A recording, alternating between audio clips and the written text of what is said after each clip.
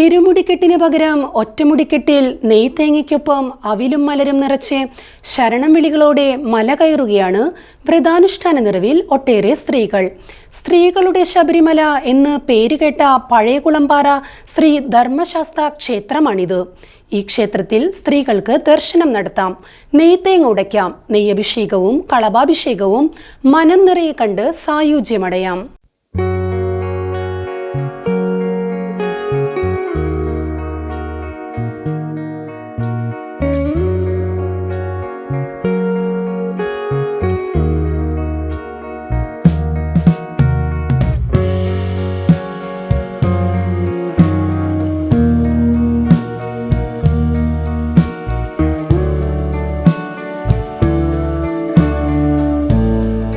സ്ത്രീകളുടെ ശബരിമല എന്ന് വിളിപ്പേരുള്ള ഒട്ടനവധി ക്ഷേത്രങ്ങൾ കേരളത്തിലുണ്ട്.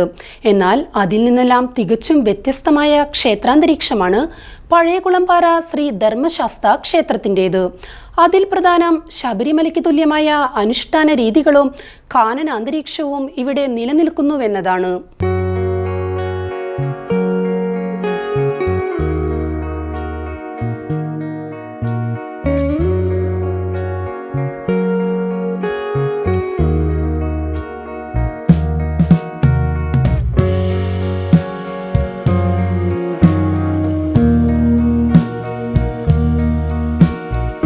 കുത്തനെയുള്ള പാറക്കെട്ടുകളും തലയുയർത്തി നിൽക്കുന്ന വൃക്ഷങ്ങൾക്കുമിടയിൽ വിസ്തൃതമായ പാറയ്ക്ക് മുകളിലാണ് ക്ഷേത്രം പണിതിരിക്കുന്നത്.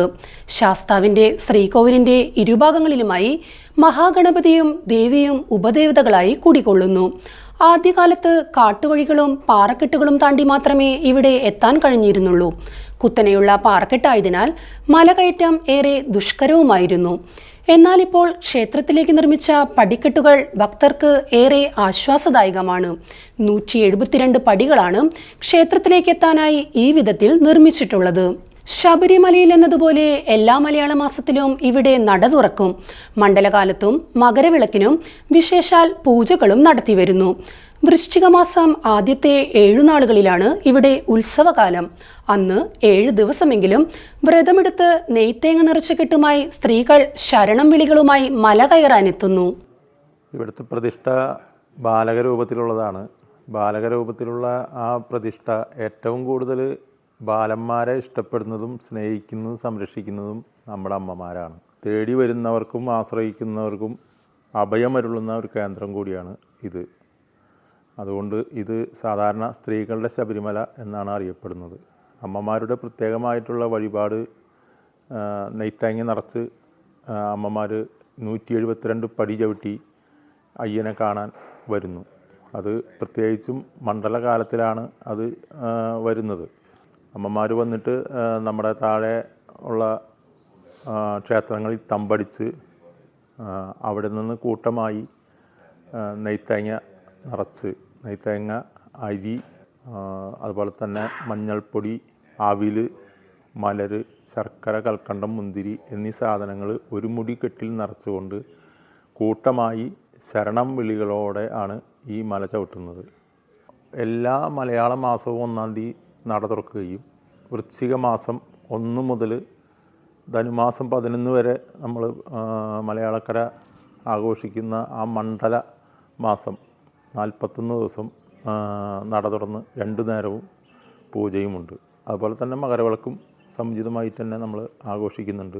കയ്യിൽ അമൃതകുംഭവുമേന്തി ബാലകഭാവത്തിൽ ഇവിടെ കുടികൊള്ളുന്ന ധർമ്മശാസ്താവിന് ഒട്ടനവധി സവിശേഷതകളാണുള്ളതെന്ന് ക്ഷേത്രം തന്ത്രി ബ്രഹ്മശ്രീ ഹരിഹരപുത്രൻ മെട്രോ പോസ്റ്റിനോട് പറഞ്ഞു. ശ്രീ ധർമ്മശാസ്താവിൻ്റെ തന്നെ പല ഭാവങ്ങളുണ്ടെങ്കിലും അതിൽ ബാലകഭാവത്തിൽ ആണ് ഇവിടെ കുടികൊള്ളുന്നത്. ഒരു കയ്യിൽ അമൃതകലശവും ഏന്തിയിരിക്കുന്നതായിട്ടുള്ള ഭാവമാണ്. അപ്പം അമൃതം എന്ന് പറയുമ്പോൾ തന്നെ അത് അമരത്വത്തെ സൂചിപ്പിക്കുന്നതാണ്. അപ്പോൾ അത് നമ്മുടെ ഇവിടെ ആരോഗ്യത്തിനും ആയുരാരോഗ്യ സൗഖ്യത്തിനും വേണ്ടിയിട്ട് ധാരാളം ഭക്തർ ഇവിടെ വന്ന് അഭിഷേകം നടത്തി പോവാറുണ്ട്. ഇവിടുത്തെ മറ്റൊരു പ്രത്യേകത നെയ്യഭിഷേകമാണ്. നെയ്യഭിഷേകം വൃശ്ചിക മാസത്തിൽ ആദ്യത്തെ 7 ദിവസം വളരെ പ്രാധാന്യമാണ്. അപ്പോൾ അതിൽ അമ്മമാർ ഇപ്പോൾ ശബരിമലയ്ക്ക് 41 ദിവസത്തെ വ്രതം നോറ്റ് പോകാൻ പറ്റാത്തതായിട്ടുള്ള ആ പ്രായത്തിൽപ്പെട്ടതായ അമ്മമാർ ധാരാളമായിട്ട് ഇവിടെ വന്ന് അവർ നെയ്യ് നിറച്ച് വന്നിട്ട്, നെയ്യ് നാളികേരത്തിൽ നിറച്ച് താഴെയുള്ള ക്ഷേത്രങ്ങളിൽ നിന്ന് വെച്ച് നിറച്ച് അവർ ഈ പടികൾ കയറിയിട്ട് ശരണം വിളിച്ച് അവർ അമ്പലത്തിൽ വന്ന് അഭിഷേകം ചെയ്ത് വളരെ സന്തോഷത്തോടു കൂടി പ്രസാദമൊക്കെ സ്വീകരിച്ച് പോകുന്നൊരു വളരെ നല്ലൊരു അനുഭവം ഇവിടെ എല്ലാ അമ്മമാർക്കും ഉണ്ട്. ശബരിമലയ്ക്ക് പോകുന്ന പോലെ തന്നെ അവർ നെയ്യ് നിറച്ച്, ഇരുമുടിക്കെട്ടല്ല, നെയ്യ് മാത്രം നിറച്ച് ശിരസിലേറ്റി അമ്മമാർ ശരണം വിളിച്ചുകൊണ്ടാണ് വളരെ കൂടുതൽ പേരുണ്ടാവും. അപ്പോൾ അവർ ഒരുമിച്ച് ശരണം വിളിച്ച് മല കയറി വരുമ്പോൾ ഒരു പ്രത്യേക അനുഭൂതി അവർക്കും ഇത് കാണുന്നതായിട്ടുള്ള ഭക്തന്മാർക്കും. അപ്പോൾ ഓരോ വർഷവും ഇത് കണ്ടുവരുന്ന ആളുകൾ വീണ്ടും അടുത്ത വർഷം കൂടിയാണ് വരുന്നത്. ഏത് വേനലിലും വറ്റാത്ത നീരുറവയാണ് ഇവിടെയുള്ളത്.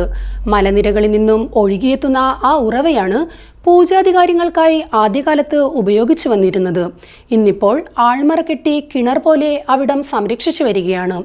പാറക്കെട്ടുകളെ തഴുകി ഒഴുകിയെത്തുന്ന തീർത്ഥധാര പാറക്കെട്ടിൽ കുളം പോലെ നിറഞ്ഞു നിൽക്കുന്നതിനാലാകാം ഈ ഗ്രാമത്തിന് പഴയ കുളംപാറ എന്ന് പേര് വന്നതെന്നാണ് വിശ്വാസം.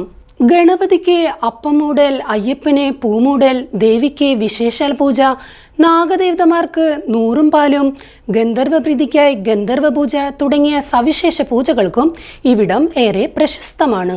ചാലക്കുടിയിൽ നിന്നും കുറ്റിച്ചിറക്കെടുത്ത് കുണ്ടുകുഴിപ്പാടത്തിനടുത്താണ് പരമപവിത്രമായ ഈ ദിവ്യ സന്നിധാനം.